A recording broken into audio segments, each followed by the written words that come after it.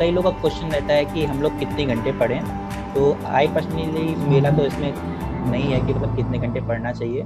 फिर भी आपका क्या ओपिनियन है कि हमको कितने घंटे पढ़ने पे ध्यान रखना चाहिए, क्या इफिशिएंसी पे ध्यान रखना नहीं, चाहिए? मुझे लगता है कि आप जब तक सेटिस्फाई हो जाते हो उस दिन, तब तक पढ़ो जब तक उस दिन आपको लगता नहीं आज जितना पढ़ा मैं सेटिस्फाई हूँ, क्योंकि अपने को ज्यादा प्रेशर भी नहीं करना है और बहुत ज्यादा अपने को प्रेशर भी नहीं करना है, लेकिन बहुत कम भी नहीं पढ़ना है।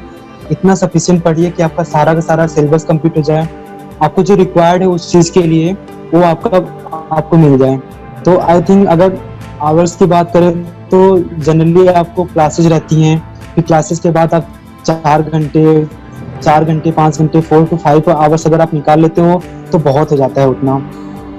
आई थिंक इतना सबको निकालना भी चाहिए क्लासेस के बाद।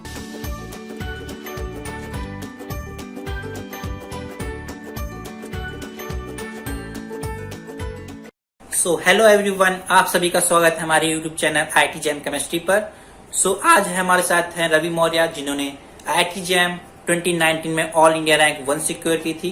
आज इस वीडियो में हम जानेंगे उनकी कंप्लीट स्ट्रेटजी और कई ऐसे अनआंसर क्वेश्चन जिसका जवाब आप भी चाहते हैं। वीडियो को पूरा देखिएगा। चलिए स्टार्ट करते हैं। तो आज हमारे साथ है रवि मौर्य, जिन्होंने आईटी जैम 2019 में ऑल इंडिया रैंक 1 सिक्योर की थी। वेलकम रवि। हेलो भैया, कैसे हैं आप? बिल्कुल अच्छे यार, आप कैसे हैं? सही है, बस अभी क्या है लॉकडाउन थोड़ा चल रहा है तो फिर बस ये घर पे हैं। ओके। आपकी जर्नी से हम स्टार्ट करते हैं। जर्नी कैसे स्टार्ट हुई? आपने सबसे पहले आईटी जैम एग्जाम के बारे में कब सुना कि ऐसा भी कोई एग्जाम होता है? जब हम लोग फर्स्ट ईयर में गए थे, बीएचयू में एडमिशन हुआ था, तो वहाँ पे हमसे जो सीनियर थे वो एक भैया थे, उन्होंने आईटी जैम में उस साल उनका फर्स्ट रैंक आया था।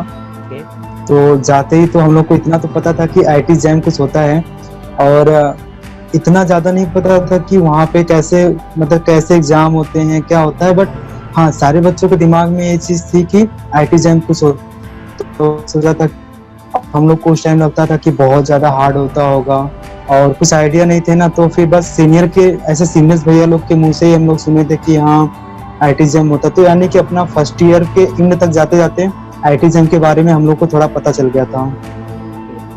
जब भी किसी एग्जाम के पहले आईटी टैग लग जाता है तो उसमें थोड़ा सा आदमी लोगों को डर लगने लगता है। तो आपका क्या माइंडसेट था जब आपने आईटी जैम के बारे में सुना?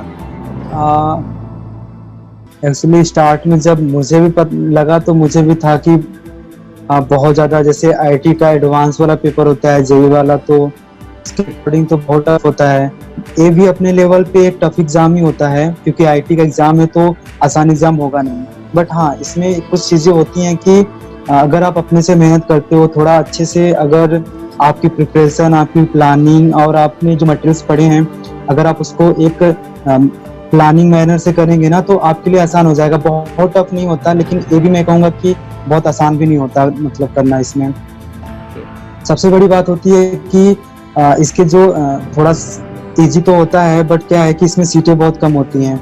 तो लोगों को अच्छी मतलब 4-5 आईटी जैसी हैं जहाँ पे आपको एडमिशन मिलता है तो ज़्यादा अच्छा होता है आपके लिए। और टोटल सीट मिला दिया जाए तो फिर 200 या 250 के अराउंड आती है। इस वजह से थोड़ा एग्जाम बहुत टफ बन जाता है। वैसे पेपर अच्छा लेवल का होता है, जिसका कॉन्सेप्ट क्लियर है वो इस एग्जाम को आसानी से क्रैक कर सकता है, लेकिन अगर जिसका कॉन्सेप्ट में जिसको प्रॉब्लम है तो वो इस एग्जाम में उसको बहुत प्रॉब्लम होने वाली है। आपने टीआईएफआर का भी रिटन और इंटरव्यू क्लियर किया था, तो आईटी जैम और टीआईएफआर को आप कैसे देखते हैं? दोनों किस तरह से डिफरेंट है? दोनों के पैटर्न किस तरह से डिफरेंट है? दोनों के लिए क्या स्ट्रेटजी रखनी चाहिए? एक्चुअली जो टीएफआर का होता है, शायद सब जो लोग देखेंगे इस वीडियो को उनको पता होगा कि टीएफआर का जो होता है वो ग्रेजुएशन और मास्टर दोनों लोगों का केमिस्ट्री का पेपर सेम होता है। अगर पेपर ऐसा शेड्यूल किया है तो इसका मतलब है कि पेपर बहुत टोटली कॉन्सेप्ट बेस पे होगा। क्योंकि कुछ ऐसी चीजें होती हैं जो मास्टर वाले बच्चे पढ़ लिए होते हैं, बट ग्रेजुएशन वाले नहीं पढ़े होते हैं। सो ऐसा कुछ नहीं होता है।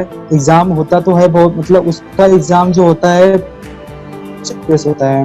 आपको कुछ भी याद करके नहीं जाना है, लेकिन आपको एग्जाम क्या करना है, आपको कंसेप्ट उसको आने चाहिए, कैसे कौन सा कंसेप्ट अप्लाई करें। और आईटी जैम और टीएफआर के एग्जाम दोनों में बहुत डिफरेंस है, बहुत ज्यादा, बहुत बड़ी गैप एक है। जहाँ आईटी जैम में आपको क्वेश्चन प्रैक्टिस बहुत करनी होती है, वहीं टीएफआर में आपको कंसेप्ट का रिवीजन बहुत करना होता है। और आपको जैसे आईटी जैम में है तो आप ऐसे नोट्स भी आप अच्छा कर सकते हैं। आप बुक तो पढ़ना पड़ेगा, लेकिन बहुत चीजें नोट से भी पढ़ सकते हैं। लेकिन टीएफआर के लिए आपको एक स्टैंडर्ड बुक और उसके एकदम डीप में जाके चीजों को, मतलब केमिस्ट्री को फील करते हुए पढ़ना है। अगर आप केमिस्ट्री को फील करते हुए पढ़ते हैं तब टीएफआर आपके लिए बहुत सिंपल हो जाएगा। Otherwise TFR is a very very hard exam. शायद जो लोग देते होंगे उन्हें पता होगा, बट कम मैं कंपेयर कर सकता हूँ। अगर जैसे आईटी जेई होता है और आईटी एडवांस होता है, तो मैं अगर आईटी जैम को अगर मास्टर में एडमिशन के लिए अगर बात किया जाए तो जो आईटी जैम होता है वो आईटी जेई के जैसा होता है, और जो टीएफआर का एग्जाम होता है वो एडवांस लेवल जैसा है, समझिए एक तरीके से, अगर हम उस लेवल की बात करें तो। तो टीआईफआर का एग्ज़ाम भी हमको पता हो कि दिसंबर में होता है और आईटी जैम का लगभग फरवरी में होता है। हाँ। तो इस 2 महीने के लगभग गैप को कैसे यूटिलाइज करें आईटी जैम के प्रिपरेशन के लिए? एक्चुअली इसके लिए आपको पहले से ही आपको प्लानिंग करनी पड़ेगी। तो मैं उस पहले वाला जैम एग्जाम हुआ था, उसके बाद से ही मतलब जैम के लिए प्रिपरेशन स्टार्ट करते थे, यानी कि मेरे मिड 4th सेमेस्टर में या कहें कि इंड 4th सेमेस्टर में, तो मैंने तभी से स्टार्ट कर दिया था पढ़ना। तो पहले तो मेरे से क्वेश्चन होते ही नहीं थे, ना तो जैम के होते थे ना तो टीएफआर के होते थे। बट मेरा था पहला कि जो गर्मियों की छुट्टी है उसको यूटिलाइज करके थोड़ा मैं सारे जो जैम का सिलेबस है उस पूरे सिलेबस को पढ़ लूँ। तो उसके बाद मैंने गर्मियों में सारा सिलेबस पढ़ लिया। उसके बाद अपना क्लास भी स्टार्ट हो जाता है। बट अगर एक चीज हम लोग थोड़ा उसमें से जो हैं उसका भी सिलेबस जैम के सिलेबस ही जितना होता है। कुछ चीजें जैसे स्पेक्ट्रा है, क्वांटम, इसमें थोड़ा डीप जाना होता है, बट मोस्ट ऑफ सिलेबस सही सेम होता है। जरूरत आपको होती है कि उसी चीज को और डीप पढ़ने की। तो मैंने यही किया था कि मैं टीएफआर के लिए टीएफआर जैम का, जिससे पहले मेरा सिलेबस खत्म हो गया, तो फिर मैं स्टैंडर्ड बुक से डीपली पढ़ना स्टार्ट कर दिया। और मैं अक्टूबर पढ़ता था, तो उसकी क्वेश्चन जैम की प्रैक्टिस करता था। उसके बाद फिर अक्टूबर के बाद मेरा पूरा फोकस टीएफआर पे, कि मुझे लगा 2 से 2.5 महीने में अगर मैं अपना पूरा कॉन्सेप्ट क्लियर और लग गए तो बाकी के जो 2 महीने बचेंगे क्वेश्चन बहुत ज्यादा क्वेश्चन प्रैक्टिस करके उसमें भी अच्छा कर सकता हूँ। तो उसके बाद मेरा पूरा बस फोकस था कॉन्सेप्ट को लर्न करने का। साथ में क्वेश्चन प्रैक्टिस करते रहते थे, और साथ में क्या है, क्लासेस भी चलती थी। तो जो टाइम मिलता था वो लोग अपने कॉन्सेप्ट को मतलब जो चीजें थी उसको बुक से ही, मतलब मोस्ट ऑफ चीज मैं बुक से ही पढ़ता था, तो बुक से उस कॉन्सेप्ट को सीखने की कोशिश करता था। तो इस तरीके से मेरा मतलब प्लान ये था कि पहले मुझे टीएफआर करना है, उसके बाद टाइम लेकर, क्योंकि टीएफआर वाली चीज और जैम वाली चीज सेम ही है, बट मुझे टीएफआर में ज्यादा डीप में जाना है, तो मैं ज्यादा डीप में जाके पढ़ता था। और उसके बाद जैम के लिए थोड़ा फार्मूले याद करने होते हैं, कुछ फार्मूले और कुछ कंसेप्ट याद करने होते हैं, और क्वेश्चन प्रैक्टिस करने होते हैं। सो बाकी के टाइम में मैंने जैम का कर लिया, उसके पहले टीएफआर के लिए फोकस किया। तो आपने आईटी जैम के लिए प्रिपरेशन के लिए कोई कोचिंग ज्वाइन नहीं की थी, तो आपने सेल्फ स्टडी से ऑल इंडिया रैंक 1 सिक्योर की। तो कैसा लगता है, क्या दूसरे लोगों के लिए भी पॉसिबल है ये ऐसा करना कि कोचिंग मस्ट ही होती है? आई थिंक नहीं, कोचिंग बिल्कुल मस्ट नहीं होती है, और जैम के लिए टीएफआर के लिए तो कोई कोचिंग की जरूरत नहीं होती है। अगर मैं कर सकता हूँ तो मुझे लगता है कि कोई भी कर सकता है, क्योंकि स्टार्ट में जब मैंने इनिशियली स्टार्ट किया था प्रिपरेशन, तो मुझे केमिस्ट्री में मैं उतना कंफर्टेबल फील नहीं करता था। लेकिन जब मैंने अपना प्रिपरेशन स्टार्ट किया तो मुझे धीरे धीरे उस पर मुझे कंफर्टेबल फील होने लगा, मुझे चीजें समझ में आने लगी। तो आई डोंट थिंक कि कोचिंग की जरूरत है किसी को। हाँ, बट आपको अच्छी बुक्स पढ़नी पड़ेंगी, और अगर कोई चाहे तो कोचिंग कर भी सकता है, मैं कोचिंग के लिए मना नहीं करूंगा। क्योंकि कोचिंग वाले थोड़ा स्ट्रक्चरली प्लान करके उनको हेल्प करते हैं। बट अगर कोई अपने से सेल्फ स्टडी से क्रैक करना चाहे, श्योर है कि वो कर लेगा, लेकिन उसे थोड़ा हार्डवर्क करना पड़ेगा।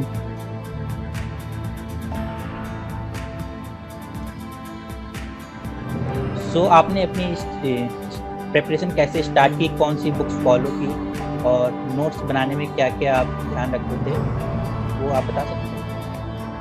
हाँ, तो इनिशियली क्या था कि जैसे आप लोग हमारे सीनियर थे, सबसे बड़ी बात ये थी, तो हम लोग आपसे कांटेक्ट में आए। इनिशियली तो आप ही लोग से कांटेक्ट में आए, फिर आप लोग के पास कुछ नोट्स थे, हैंड रिटन नोट्स थे और हम लोगों ने फिर उस नोट्स के फोटो कॉपी करवाए। कुछ और आपके पास स्टडी मटेरियल्स टाइप में थे, तो हम लोगों ने उससे कुछ फोटो कॉपी करवा लिया। और कुछ सिलेक्टेड बुक थे, भैया लोगों ने बताया कि ज़्यादा आपको नहीं पढ़ना है, आप अपना कंसाइज वे में पढ़िए, लेकिन जो पढ़िए उसको आप रिवाइज करते रहिए। तो मैं कुछ बुक्स का नाम बताना चाहता हूँ जिन जिन बुक को मैंने फॉलो किया। तो इनिशियली मैंने, मतलब अगर फिजिकल की मैं बात करूँ तो पूरी समा पठानिया बुक को मैंने पढ़ा था। तो इनिशियली मैं सोचता था कि पूरी समा पठानिया ही मेरे लिए सफिशिएंट होगी। तो और जो कुछ हैंड रिटन नोट्स थे उससे मुझे थोड़ा हेल्प मिलता था। तो मैंने इनिशियली पूरी समा पठानिया पढ़ना स्टार्ट किया। बट जब मैं क्वेश्चन करता था तो मुझे लगा कि नहीं, कुछ ऐसी चीजें हैं जो पूरी समा पठानिया में ही सफिशिएंट नहीं है। फिर मैंने अपने सीनियर से, आप लोगों से थोड़ा सा कांटेक्ट किया, तो पता चला कि पीटर एटकिंस की बुक होती है, वो भी बहुत अच्छी बुक होती है। तो फिर मैंने पीटर एटकिंस की बुक पढ़नी स्टार्ट की, और सच कहूँ तो मेरी केमिस्ट्री की अंडरस्टैंडिंग पीटर एटकिंस की बुक ही से बनी। जब मैंने पीटर एटकिंस की बुक और ऑर्गेनिक में क्लैडन की बुक पढ़ना स्टार्ट किया, तब मुझे पढ़ने में भी बहुत मजा आने लगा, क्योंकि मुझे सब कुछ जैसा लगता था दिख रहा है। केमिस्ट्री में क्या चीजें हो रही, तब मुझे फील होता था कि ऐसे हो रही हैं, ऐसे हो रही हैं, क्योंकि एक स्टैंडर्ड बुक आपको एकदम डीप में ले जाती है। और मैं पूरी समा पठानिया पीटर एटकिंस और क्लैडन की बुक को ही मानता हूँ जो मेरा TFR एग्जाम क्वालिफाई हुआ, इन्हीं दोनों बुक की वजह से मेनली हुआ। तो फिजिकल केमिस्ट्री के लिए मैं इन दो बुक को पढ़ा। मैं आप लोगों को सजेस्ट करना चाहूँगा कि आप लोग भी मैक्सिमम इन दोनों बुक में बहुत कुछ मिल जाएगी। आप पूरी समा पठानिया को पढ़िए, उसके बाद आप पीटर एटकिंस स्टार्ट करिए पढ़ना।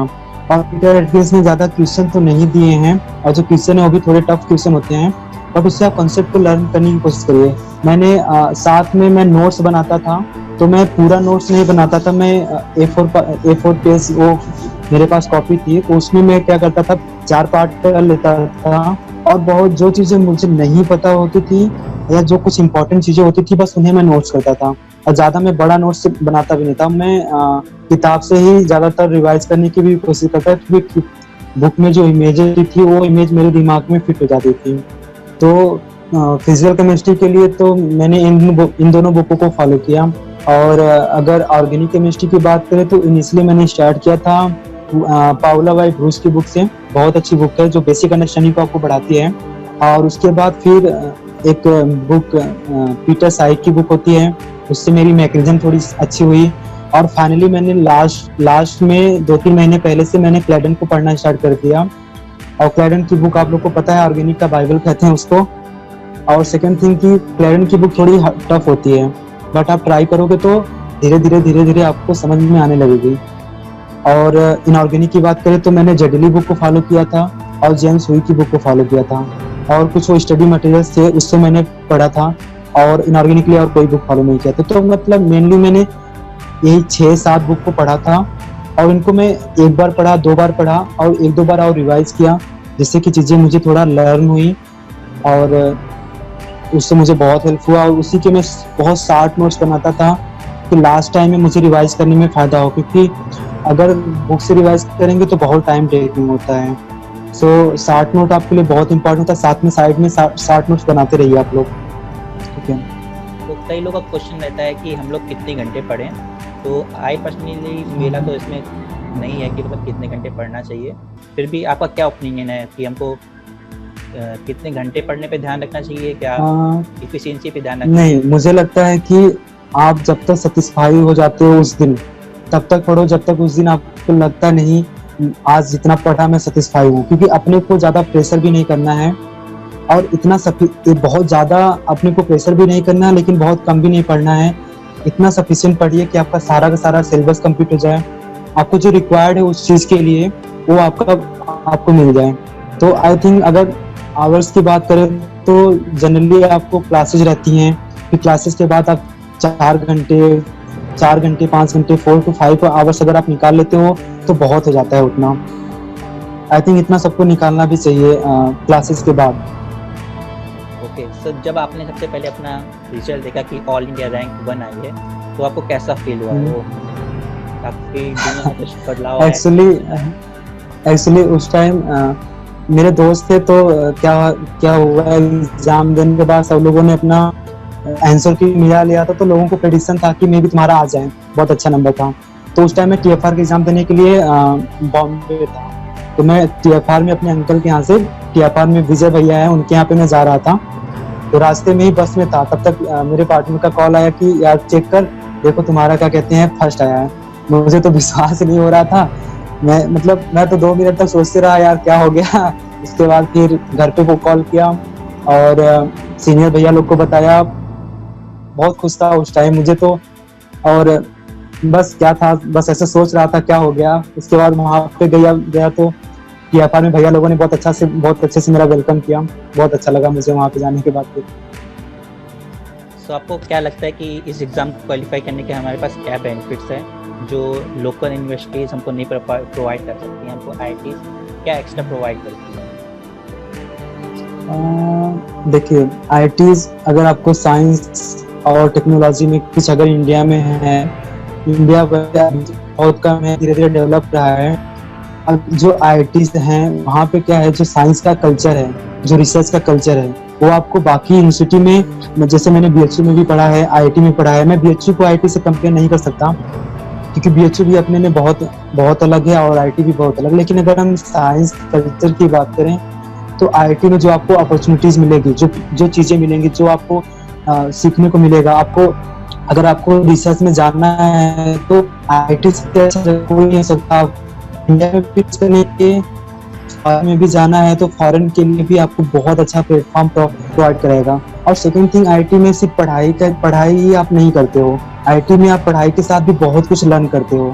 जैसे हम लोग वहाँ पे गए, फर्स्ट ईयर में हम लोग को प्रोग्रामिंग सिखाया गया, तो बहुत अच्छा एक्सपीरियंस था, बहुत थोड़ा अलग था, बहुत थोड़ा स्टार्ट में थोड़ा टफ लगा, बट बाद में हम लोग को रियलाइज हुआ कि बहुत मजा आया at the end. So IITs में आप लोग आइए, अपना कंट्री क्या है, अभी देखिए कोरोना वायरस से पूरी दुनिया है, तो अब जरूरत है हमें कि हमारी साइंस को आगे ले जाने का। बाकी के कंट्री बहुत आगे हमारे साइंस से, बट हमारी भी कंट्री आ रही है, हमारे बच्चे, हमारे देश के बच्चे खुद चले जाते हैं फॉरेन में रिसर्च करने, और हमारे की वजह से फॉरेनर जो हैं वो आज इतने स्टेबल हैं। मैं ये नहीं कहूँगा कि टोटल इंडियन ही रहते हैं वहाँ पे, बट हम इंडियन ही जाते हैं। तो ट्राई करिए कि आप यहाँ का कल्चर, यहाँ का फैकल्टी इतना स्ट्रांग बनाइए कि हम लोग ना जाएं। अभी तो हमें जाना ही पड़ेगा, लेकिन कुछ दिनों बाद हम अपने कंट्री को इतना स्ट्रांग बनाने की सोच रहे हैं कि सारी जो साइंस की नई चीजें आती हैं हमारे यहाँ से हो गए।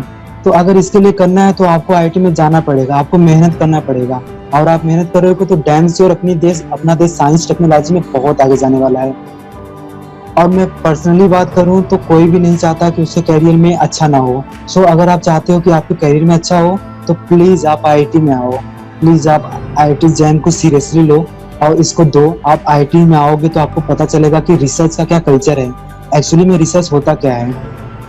तो मैं रिक्वेस्ट करता हूँ एज ए सीनियर आप लोगों से कि आप लोग पढ़ाई पे फोकस करो, अपने टाइम को यूटिलाइज करो, और आईआईटी जैसे जगहों पे आप लोग हुआ है यूथ जो अपने देश, उसके अंदर पूरा टैलेंट अपने देश का, तो हमें लोग हैं जो अपने देश को बदल सकते हैं फ्यूचर में, तो हमें आना चाहिए आईआईटी में।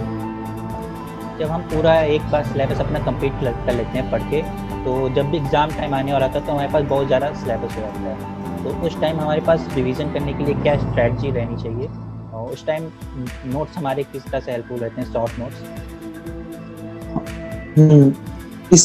यही एक प्लेस होता है जब लोगों को बहुत ज़्यादा बेचैनी होती है, उधर क्वेश्चन में प्रैक्टिस करना होता है, हमें रिवाइज भी करना होता है। मैंने क्या किया था कि मैंने 2-3 चार्ट बना लिए थे फिजिकल के लिए। मैंने उसमें जो इम्पोर्टेंट ग्राफ थे, वो ग्राफ को और जो इम्पोर्टेंट फार्मूले थे, उन फार्मूले को बना के अपने रूम के दीवार पे चिपका दिया था। मैं और मेरे पार्टनर उससे क्या करते थे, हम लोग रिवाइज कर लेते थे। और जो बाकी का सब्जेक्ट थे उसके लिए मैंने 60 नोट्स बना रखे थे, तो उन 60 नोट्स से रिवाइज करता था, और उन चार्ट से रिवाइज करता था 60 नोट से, और कभी कभी मेरे पास होता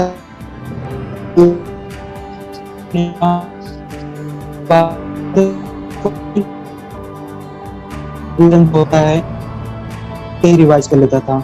और आई थिंक रिवीजन बहुत इंपॉर्टेंट होता है। अगर आपने सब कुछ पढ़ा है, ट्यूशन लगाए हैं, बट आपको फार्मूला ही दिमाग में ना आए या आप स्लाइटली मिस्टेक कर जाओ तो एग्जाम में क्या होता है, प्रॉब्लम हो जाती है, आपके मार्क्स निगेटिव हो सकते हैं, क्वेश्चन। सो आप क्वेश्चन तो प्रैक्टिस करते रहिए, साथ में और इसमें 60 नोट्स आपके बहुत हेल्प करते हैं। सो रिवीजन करते रहिए, नोट्स बनाते रहिए।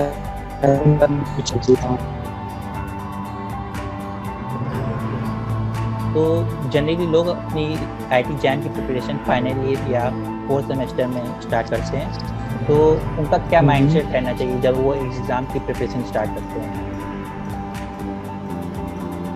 तो मेरे अकॉर्डिंग पहला माइंडसेट होना चाहिए कि आपको पूरा सिलेबस कंप्लीट करना है एज सुन एज पॉसिबल।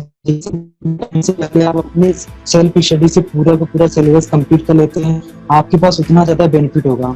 आप सिलेबस पढ़ते रहिए और उसके बाद यूनिट बाय यूनिट उसके चैप्टर को भी लगाते रहिए। उसके बाद आप टेस्ट सीरीज ले सकते हो, अगर आप ऑनलाइन टेस्ट सीरीज भी ले सकते हो, ऑफलाइन सीरीज भी ले सकते हो। और इनिशियली आप पूरा सिलेबस कंप्लीट करने के बाद उसको बार बार रिवाइज करते रहिए, ट्यूशन लगाते रहिए। और लास्ट के जो 1 मंथ से 1.5 मंथ 1.5 मंथ बचता है, उसमें आप जितना से ज्यादा क्वेश्चन प्रैक्टिस कर सकें उतना अच्छा है। क्योंकि क्वेश्चन प्रैक्टिस करने से आपकी जो गलतियां होती है ना, आपको उसमें से 95% क्वेश्चन आते रहे होंगे, बट आप गलती करके आपके मार्क्स आ जाएंगे 60+ के अराउंड। सो अगर आपको सब कुछ आता है तो क्यों गलती करें हम? तो इसके लिए आप प्रैक्टिस भी करिए ट्यूशन का। और ट्यूशन का मेन ट्यूशन लगाते रहना है। एक ट्यूशन पे बैठिए किसी ईयर का, हाँ, और उसको आप लगाइए। एट द एंड आप आंसर चेक करिए, देखिए फिर गलती हुई कहाँ पे है। कुछ गलती ऐसी हम कंटिन्यू उसको रिपीट करते रहते हैं। सो ऐसे गलती को आप क्या करिए, किसी अपने नोट्स में साइड बाय लिख लीजिए कि जब नेक्स्ट टाइम आप जब ट्यूशन लगाने जाएं तो आपके दिमाग में रहे कि नहीं, मैंने ये गलती किया था, मुझे यहाँ पे अभी वाली गलती नहीं करनी है। तो अगर इस तरीके से आप करेंगे तो ज्यादा अच्छा रहेगा आपके लिए। तो अपना प्लान होना चाहिए, पहले सिलेबस कंप्लीट करना है विद यूनिट वाइज क्वेश्चन लगाते हुए। एंड उसके बाद क्या होना चाहिए, हम जितना ज्यादा क्वेश्चन दे सके उतना ज्यादा क्वेश्चन दें। एंड एट द एंड में क्या करना चाहिए, हमें कुछ प्रीवियस ईयर सॉल्व कर लेने चाहिए। क्योंकि कभी कभी होता है तो हम जो टेस्ट सीरीज देते हैं, ऑफलाइन या ऑनलाइन होता है, उसमें क्वेश्चन के लेवल थोड़े ज्यादा टफ होते हैं और हमारे मार्क्स नहीं आते हैं तो हम डिमोटिवेट भी हो जाते हैं। सो आप क्या करो कि आप जब एग्जाम से 1 हफ्ते पहले, लास्ट ईयर या उससे 1-2 साल के पहले का क्वेश्चन पेपर देंगे ना, तो आपको रियलाइज होगा कि क्वेश्चन एक्चुअली में कैसा आता है पेपर में। तो आप पाएंगे कि लिटिल बिट इजी होता है। सो आपका कॉन्फिडेंस भी बिल्डअप होता है और आपको उससे पता भी चलता है कि किस टाइप के क्वेश्चन आएंगे, मुझे क्या प्लानिंग करना है मेन एग्जाम के लिए। और मैं कहूँगा एग्जाम के 1 दिन पहले बहुत अच्छे से तो ज्यादा पढ़ने की कोशिश नहीं करना। आप अगर शॉर्ट रिवाइज करना चाहते हो तो कर सकते हो, ये सबका अपना पर्सनल ओपिनियन होता है, बट आप ना करो, रिलैक्स माइंड से एग्जाम दो, आपका एग्जाम बहुत ही अच्छा जाने वाला है। फिर कई लोगों का जिनका आईटी जैम क्लियर नहीं हो पाता है, जिनने कई बहुत मेहनत की है, तो वो उनके माइंड में डायलेमा रहता है कि हम 1 साल का ड्रॉप लें या ना लें। तो आप इस सिचुएशन को कैसे देखते हैं? मैंने तो इसका एक्सपीरियंस नहीं है, बट मैं ये कहूँगा कि अगर आपको लगता है कि आप कर ले जाओगे तो आई थिंक आप ले सकते हो। बट लेकिन आपको अपने पे थोड़ा सा बिलीव रखना पड़ेगा कि नहीं, मुझे करना है। जो आपने गलतियां किया उस गलतियों को सीखो, क्योंकि किसी वैसा जगह पढ़ने से अच्छा है कि आप एक ऐसे जगह पढ़े जहाँ पे आपको बहुत ढेर सारी अपॉर्चुनिटीज मिले। आपको जो आपने सोचा है वो आप करने के लिए आप सारे हर कुछ एक जो भी फैसिलिटीज होती है वो आपको आईटी से मिल जाएंगी। तो अगर कुछ अच्छा है आपका फ्यूचर प्लान, अगर आपका फ्यूचर अच्छा बन रहा है तो आप ले सकते हो। बट वही है कि अगर आपको लगता है कि नहीं, आपको 1 साल की प्रिपरेशन के बाद आपको फील हो जाएगा कि आपका कितना अच्छा, मतलब आप कर सकते हो कि नहीं। अगर आपको थोड़ा सा भी परसेंटेज भी लगता है, 1% भी लगता है नहीं, मैं कर ले जाऊंगा, देन एक अच्छा फ्यूचर आपके लिए वेट कर रहा है। उसमें आपका भी भला है और अपनी कंट्री का भी भला है। आप ले भी सकते हो, बट ये आपका पर्सनल ओपिनियन होगा। आप पूरा उसमें रिसर्च करो कि अभी तक मैंने कितना हार्डवर्क किया, कितना प्रोसेस किया।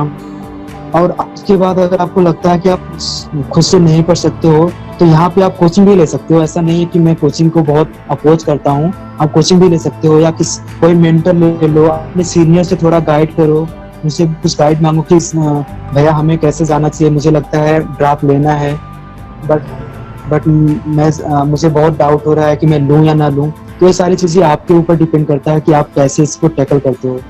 एंड मेरा ओपिनियन है कि अगर आप कुछ अच्छा होने वाला है तो आप ले सकते हो यार, ऐसा कुछ नहीं है।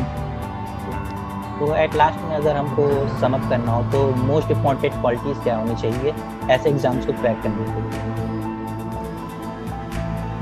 लिए? डेडिकेशन होना, पहला चीज होना चाहिए आपके पास डेडिकेशन होना चाहिए। सेकंड, आपके अंदर लगातार जो कांस्टेंट वे में प्रिपरेशन होता है वो होना चाहिए। कभी कभी ऐसा लगता है हमें कि अरे आज हमने बहुत पढ़ लिया, हमें तो कभी कभी ऐसे होता है, लोग कहते हैं जो प्रिपरेशन होता है वो साइन वेव की तरह जाता रहता है, कभी डीप आता है तो कभी अप आता है। जब आपको अप आए, जब आपको लगे कि नहीं मेरा प्रिपरेशन बहुत स्मूथली जा रहा है, तो याद रखिए कि आपके प्रिपरेशन में अभी एक ऐसा दौर आएगा जब आपको लगेगा कि पता नहीं मैं कर पाऊंगा कि नहीं कर पाऊंगा। तो उस टाइम को आने के लिए वो टाइम श्योर आएगा, तो आप उसके लिए प्रिपेयर करते रहिए, आप अपने कांस्टेंट वे में आगे जाते रहिए। तो डेडिकेशन के साथ कांस्टेंट वे में आगे जाते रहिए और बिलीव रखिए अपने ऊपर कि अगर आपने हार्डवर्क किया है, हार्डवर्क ऑलवेज पे। तो अगर कभी हार्डवर्क कभी वो नहीं जाता, वेस्ट नहीं जाता, ठीक है। तो अगर आपने किया है तो श्योर है कि आपको उसका एक अच्छा रिजल्ट मिलेगा। एंड सेकेंड थिंग, आपका जो प्लान होना चाहिए कि जितना ज्यादा बुक पे अगर आप डिपेंड हो सको उतना ज्यादा अच्छा है। जो मैंने बुक बताई है जैन के लिए बेस्ट बुक है मेरे ओपिनियन में, लेकिन अगर आप कुछ और अच्छा चीज मिलता है तो आप उससे पढ़ सकते हो। एंड सेकेंड थिंग, आपको अपने सिलेबस को कंप्लीट करने पे फोकस करना चाहिए। एंड उसके बाद सिलेबस को यूनिट वाइज कंप्लीट करना चाहिए और आपको यूनिट वाइज कंप्लीट करके यूनिट वाइज क्वेश्चन भी लगाने चाहिए। अगर आपके पास प्रीवियस पेपर है तो उसमें से देखिए कि क्वेश्चन आते कैसे हैं, उससे आपको ये पता चलेगा कि कितने क्वेश्चन आते हैं, किस कॉन्सेप्ट पे बेस्ड क्वेश्चन आते हैं और कैसे क्वेश्चन आते हैं। और उसके बाद आपको एट द एंड में जितना ज्यादा आप क्वेश्चन की प्रैक्टिस कर सके उतनी ज्यादा क्वेश्चन की प्रैक्टिस करिए। और अगर मैं इसी में TFR की थोड़ा बात करना चाहूँ तो याद रखिएगा TFR के लिए आपको कॉन्सेप्ट पढ़ने होंगे।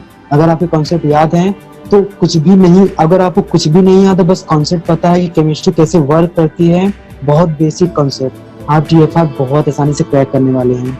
और बेसिक कॉन्सेप्ट आपको तैयार है। और हाँ, मैं कहूँगा कि TFR के प्रीवियस ईयर के क्वेश्चन भी आप कर लीजिएगा, बिकॉज कभी कभी प्रीवियस ईयर के क्वेश्चन से थोड़ा चेंज करके आपको क्वेश्चन मिल जाते हैं, उसका पैटर्न सेम होता है। थोड़ा टफ है, इनिशियली मैं करता था तो 40 में से जब मैं स्टार्ट किया था।